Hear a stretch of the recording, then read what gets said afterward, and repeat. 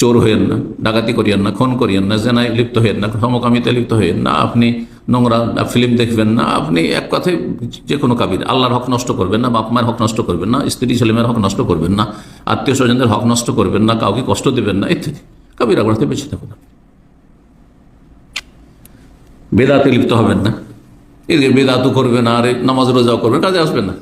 কাবিরাতে বাঁচলেন না কেন? বেদাত কাবিরা গুনাহ। অধিকাংশ বেদাতগুলি কাবিরা গুনাহ মনে রাখতে। কিছু কিছু বেদাতকে সাগিরা উলামা বলেছে, কিন্তু অধিকাংশ বেদাতগুলি কাবিরা গুনাহ।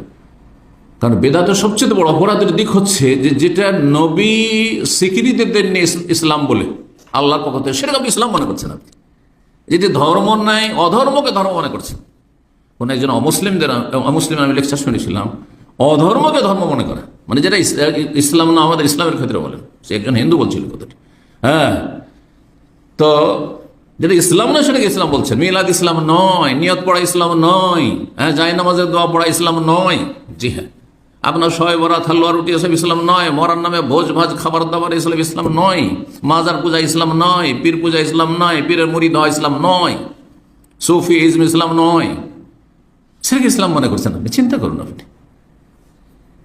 ইসলামের লক্ষ্য উদ্দেশ্য, হ্যাঁ, একামতের দিন, আর একামতের দিন মানে হচ্ছে ক্ষমতা দখল করা। এটা ইসলাম নয়, এটা ইসলাম নয়।